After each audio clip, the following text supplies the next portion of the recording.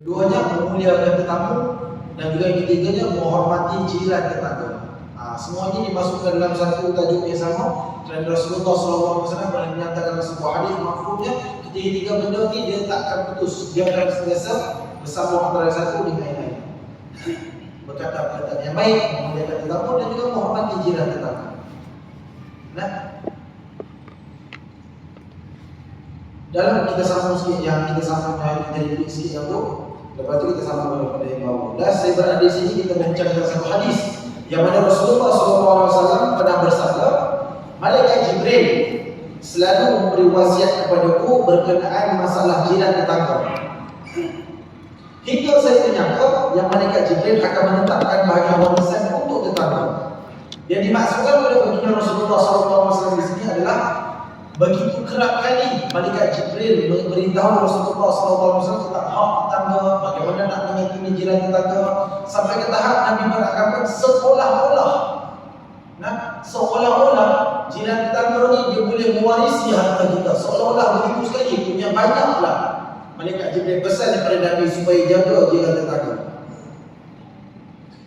Rasulullah SAW menyangka yang malaikat Jibril akan menetapkan bagian harta warisan untuk jiran tetangga, kerana seringnya malaikat Jibril menerangkan hak-hak tetangga yang perlu dipenuhi.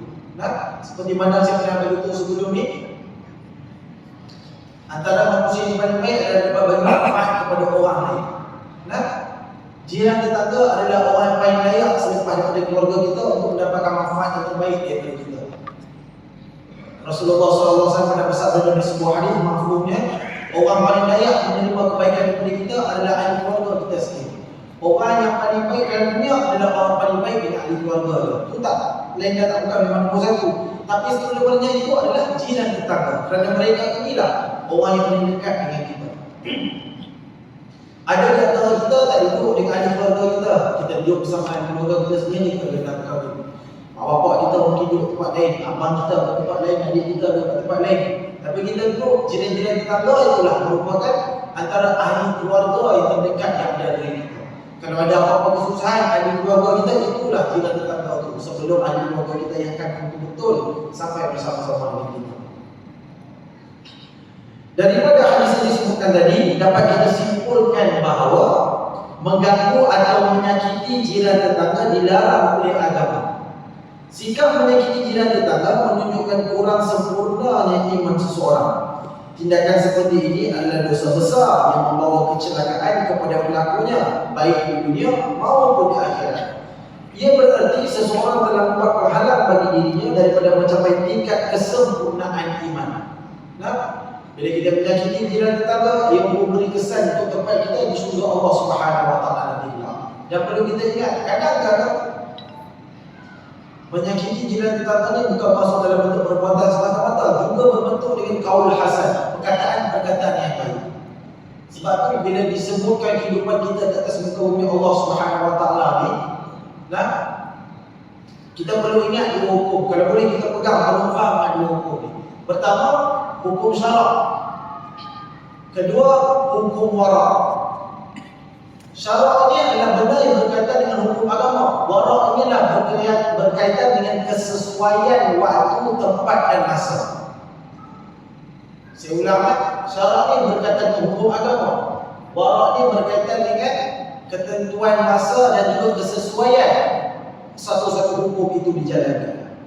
Dengan syarat hukum wara' ini tidak melepasi daripada hukum syarak, daripada hukum Allah Subhanahu Wa Taala. Contoh macam ni, kita bagi faham. Contoh, jiran kita ni orang, contohnya dia tidak menutup aurat, contoh dia. Dia bukan orang yang menutup aurat. Mengikut hukum syarak, hukum Allah, benda itu haram. Maka kita perlu tegur dia. Tapi hukum wara' kesesuaian ketepatan pada waktu ni adalah bagaimana kita tegur dia di waktu bina. Dalam keadaan bagaimana cara kita susun perkataan kita, menegur seseorang melakukan kebaikan itu betul. Tapi jika kita tegur itu membuatkan benda yang mudarat lebih berat, maka kita perlu cari satu jalan lain untuk kita tegur supaya benda-benda berat tadi tak timbul. Tak timbulnya pergaduhan yang melampau, tak timbulnya pembahasan yang terlalu berlarutan. Sebab tu perlu faham hukum syarak dan juga hukum wara'. Macam saya sebutkan juga sebelum ni contoh dia. Contoh saya bagi contoh ni yang saya pernah sebut sebelum ni. Contoh, kita sebagai umat Islam wajib kita beriman dengan Nabi-Nabi Allah Subhanahu Wa Taala. Betul kan? Itu betul. Itu memang confirm betul semua. Nabi Isa, Nabi Musa, Nabi Muhammad sallallahu alaihi wasallam, Nabi Ibrahim, semua kita wajib beriman. Tetapi kalau bagi contoh lah, kalau dalam bahasa Inggeris dia, Nabi Isa tu dinamakan sebagai siapa? Jesus lah. Sebutannya Jesus. Tapi sebenarnya pada fahaman kita, Jesus itu adalah Nabi Isa. Maka benda itu tak salah. Itu hukum Islam. Yang mana memang betul. Kita wajib beriman. Tak ada orang. Tak berani. Saya tak jumpa lagi mana-mana penceramah dia akan sebut kita jangan beriman dengan Nabi Isa, dengan Nabi Muhammad. Yalah, kita beriman dengan semua Nabi.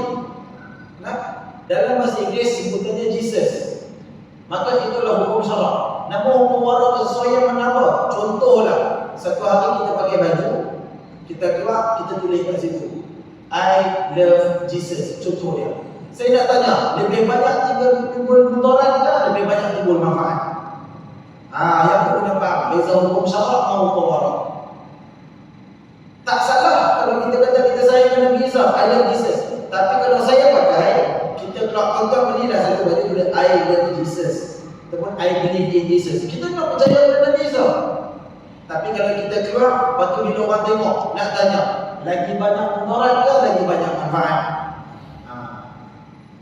Kesesuaian itu nama lu hukum warak. Mengikut kesesuaian waktu dan juga tempat. Boleh kita terangkan, tapi setiap kali orang tengok kalau kita nak tahajat, saya buat tengok saya begitu, tahu tak saya nak terang nasihat orang tu, banyak sangat mudarat lain yang timbul. Maka benda tu perlu kita elakkan. Yang penting hukum warak itu tidak melepasi daripada hukum syarak, hukum Islam itu sendiri. Faham kan? Baik. Imam Al-Bukhari dan juga Muslim meriwayatkan hadis daripada Ibnu Mas'ud. Suatu ketika Rasulullah SAW ditanya, dosa apakah yang paling besar? Rasulullah SAW menjawab, apabila kamu membuat sekutu kepada Allah Subhanahu Wa Taala, padahal Dia adalah pencipta. Syirik. Kemudian apa lagi? Rasulullah SAW, apabila kamu berzina dengan isteri tetanggamu. Daripada Ibnu Syurah radhiyallahu anhu, Rasulullah SAW bersabda, demi Allah, keimanan seseorang belum sempurna. Keimanan seseorang belum sempurna. Keimanan seseorang belum sempurna. Diulang tiga kali. Lalu baginda bertanya, siapakah dia wahai Rasulullah SAW? Baginda menjawab, orang yang tetangganya tidak terhindar daripada perbuatan buruk. Tapi penanganan kepada atas luar tutup bawah. Waktu ditanyakan kepada Nabi apa dosa paling besar, sekutu kepada Allah Subhanahu Wa Taala, kemudian berzina dengan isteri tetangga. Perlu kita faham, Allah Subhanahu Wa Taala sebut dalam Al-Quran, wala taqrabu zina innahu kana fahishatan wa sa'a sabila. Janganlah kamu mendekati zina. Allah tak sebut jangan buat, Allah kata jangan dekat. Dekat punya kan. Jangan kamu mendekati zina. Sesungguhnya ia membawa kamu kepada lembah kerosakan ataupun lembah kehinaan, kehancuran. Bila sebut jangan dekati zina ni, dua-dua main peranan. Tuan-tuan hadirin rahmati Allah Subhanahu Wa Taala sekalian. Sebab itu Islam lengkap. Islam tak suruh perempuan tutup aurat kalau dia tak suruh lelaki tundukkan pandangan. Islam balance sama rata. Dia tak kata suami dia kena jaga isteri, melainkan isteri itu kena taat pada suami. Dia tak ada berat sebelah. Laki-laki dia dapat lebih, perempuan dapat lebih. Tak ada. Islam ni lengkap. Islam ni syumul, sempurna. Bila sebut tentang zina ni, dua-dua mereka peranan. Pelaku dan juga orang yang berada dalam keadaan yang diperlakukan itu sendiri. Sebab tu dua orang peranan. Kalau dah izan ini, itu cerita lain. Tapi yang hukum asal Islam bagi itu lengkap. Bila sebut berzina isteri tetanggamu, yang Allah kita ambil pada Al-Quran, jangan mendekati zina, sesungguhnya yang membawa kamu kepada lembah kehinaan. Baik, itu kepada pelaku. Jangan dekatkan diri dengan zina, yang mana benda cabang-cabang yang membuka kepada zina. But at the same time, saya tak ada isyak semua putih. At the same time, Rasulullah Allah Subhanahu wa taala sebut dalam Quran wazaniyatu wazani, penzina perempuan dan juga penzina lelaki. Pasal apa Allah Subhanahu wa taala sebut penzina perempuan dulu baru sebut penzina lelaki? Pasal apa tak sebut wazani penzina lelaki dulu atau penzina perempuan? Sebab dalam Islam Allah tahu, Allah yang cipta hamba-hamba. Punca kadang-kadang berlaku awal daripada perempuan itu sendiri. Sebab tu penting, jangan berlaku tetap salah. Kalau dia berlakukan zina pada isi tetangganya, tapi yang diperlakukan jangan membuka jalan. Sebab tu sangat penting kita didik, terutamanya isteri kita, anak-anak perempuan kita untuk jaga aurat, untuk jaga kelakuan dia baik kat dalam rumah. Dalam rumah tak apalah, ni luar daripada pintu rumah. Kadang-kadang rumah dia tengok pagar, tapi jiran di sebelah kadang-kadang ternampak keluar daripada rumah, tolong buang sampah Zat. Kadang-kadang anak perempuan, sebab tu kena jaga betul-betul.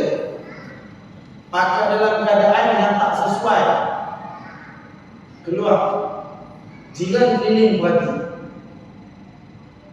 Sebab tu zina ni pun terbagi pada beberapa jenis. Ada zina dalam bentuk zina perbuatan bersama lagi perempuan. Ada zina mata, dia tak jaga pandangan mata dia. Ada zina mulut, dia tak jaga mulut dia. Ada zina telinga, tak jaga telinga dia. Zina hidung pun ada Ustaz. Ada, zina hidung pun ada. Apa dia? Bila orang yang buat tu disebabkan perempuan yang daripada pakai minyak wangi boleh tarik bau kepada dia. Sebab tu yang sunnah pakai minyak wangi ni lelaki je. Perempuan sunat pakai minyak wangi untuk suami saja. Sunat juga, tapi untuk suami saja. Dua-dua ni main peranan. Yang buat main peranan, yang diperlakukan juga main peranan. Sebab tu kita ahli keluarga kita jaga betul-betul, lebih lagi anak perempuan dan juga isteri kita. Nah, jaga macam mana dia keluar rumah. Kita tak boleh kata, siapa suruh dia tengok? Dah duduk kat depan, duduk depan mata dia tengok, pasal apa dia tak tunjukkan pandangan?